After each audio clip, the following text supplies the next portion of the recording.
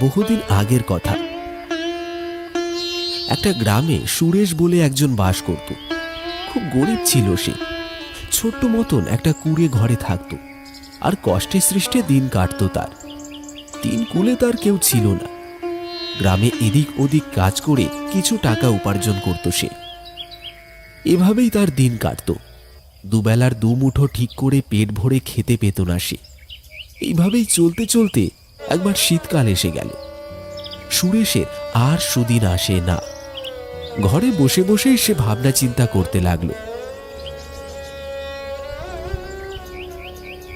না, এভাবে তো আর চলছে না। গ্রীষ্মকালটা তো কাটিয়ে ফেললাম, কিন্তু শীতকালটা এভাবে কাটবে না। পেট ভরে খাওয়া তো আছেই, তাছাড়া গরম জামা কাপড়ও তো দরকার। না, আমাকে আমাকে তো কিছু একটা করতে হবে, নয়তো আমি আর বেঁচে থাকবো না এই শীতে। হ্যাঁ হ্যাঁ, একটা বুদ্ধি মাথায় এসেছে। খেজুর রস বিক্রি করলে কেমন হয়? শীতকালে তো মানুষ খেজুর রস, খেজুরের গুড় খেতে খুব ভালোবাসে। হ্যাঁ, এটাই ভালো হবে, এটাই করব। যাই, খেজুরের রস জোগাড় করি গিয়ে। এই বলে সুরেশ ঘর থেকে বেরিয়ে পড়ল।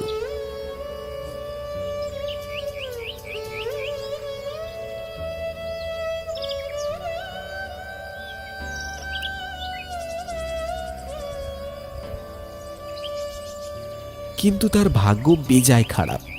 সব কটা খেজুর গাছে কেউ না কেউ এসে হাঁড়ি বেঁধে দিয়ে চলে গেছে। যে গাছগুলো খালি পড়ে আছে সেগুলো কেউ না কেউ ধরে বসে আছে। সেখানে গেলেই তাকে দূর দূর করে তাড়িয়ে দেয়।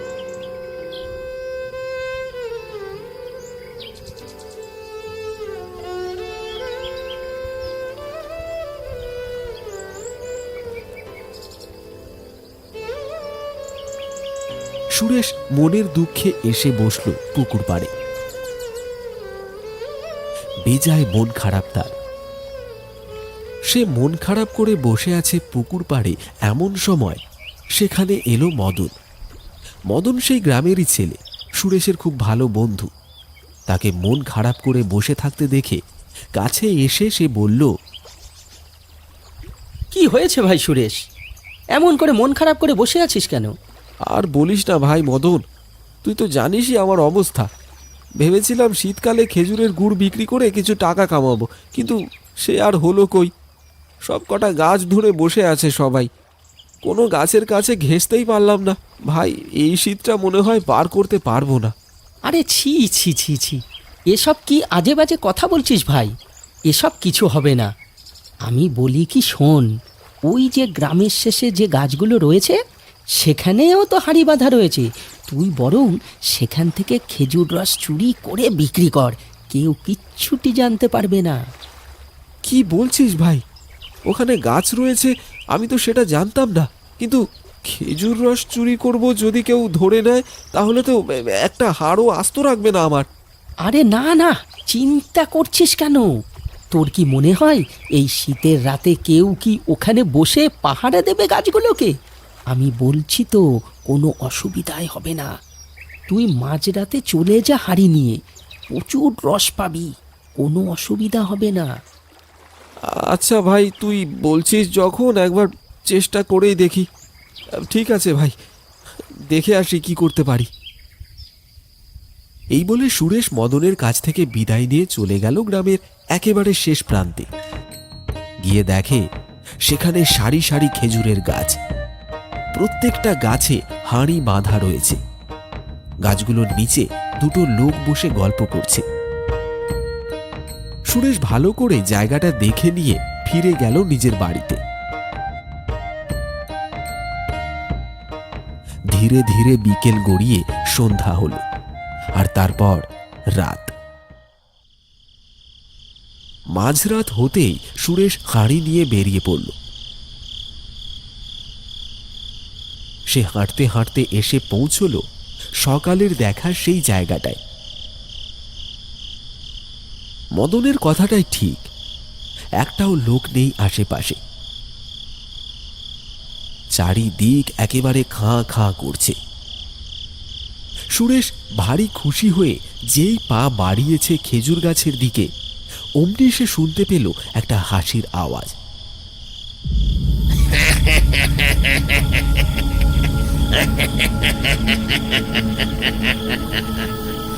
মাঝরাতে এত জোরে হাসির আওয়াজ শুনে ভয়ে কাঠ হয়ে গেল সুরেশ।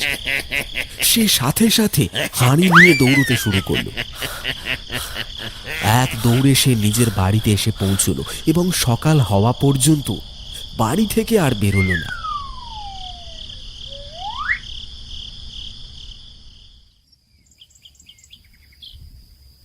সকাল হওয়ার পর সে গেল তার বন্ধু মদনের কাছে। মদনকে সবকিছু জানাতেই মদন বলল, তুই না একটা মূর্খ। তোর কি মনে হয় ওখানে কি ভূত আছে? নিশ্চয়ই তোর মতো আরও কেউ খেজুর রস চুরি করতে গিয়েছিল। তোকে দেখতে পেয়ে ভয় দেখিয়ে তাড়িয়ে দিয়েছে, যাতে তুই তার জিনিসে ভাগ না বসাতে পারিস। তুইও সেই রকম ভীতু, রস না নিয়ে পালিয়ে এলি। আজকে আবার যা, আর খবরদার একদম ভয় পাবি না। মদনের কথা শুনে সুরেশ আশ্বস্ত হয়ে বাড়ি ফিরল। আবার মাঝরাত হতেই হাঁড়ি নিয়ে বেরিয়ে পড়ল সে। হাঁটতে হাঁটতে চলে এলো আবার সেই জায়গাটাতে। আর আজকেও সেই একই অবস্থা। সারি সারি খেজুর গাছে হাঁড়ি বাঁধা আছে, চারিদিকে কেউ নেই। সুরেশ যেই আবার গাছের দিকে পা বাড়িয়েছে অমনি হাসির আওয়াজ শুনতে পেল।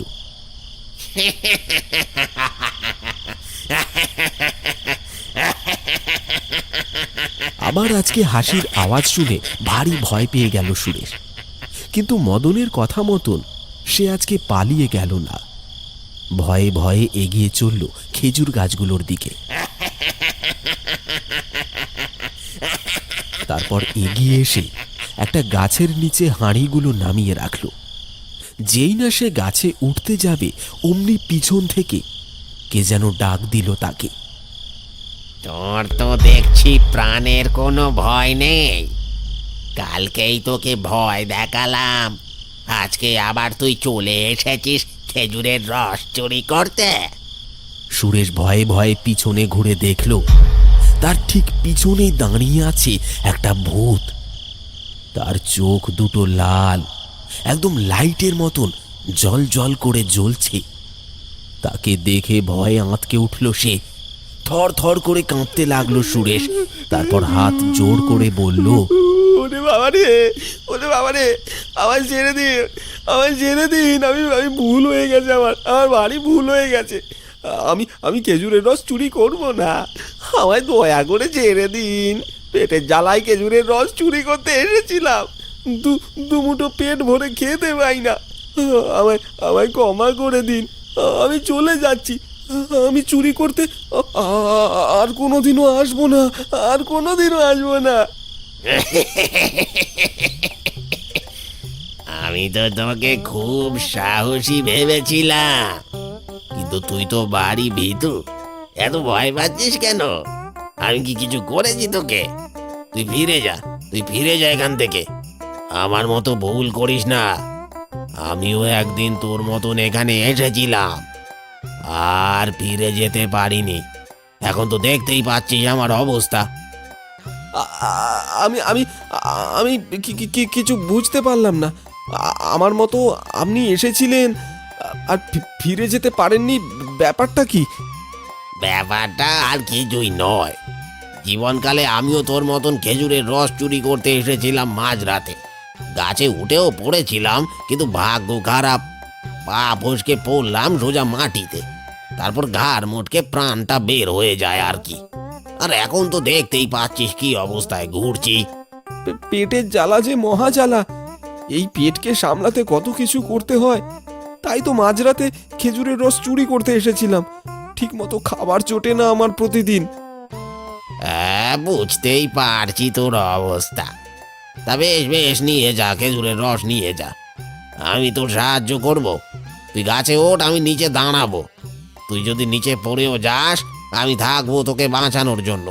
যা যা যা, দেরি করিস না, উঠে পড় গাছে। সুরেশ ভারী অবাক হলো।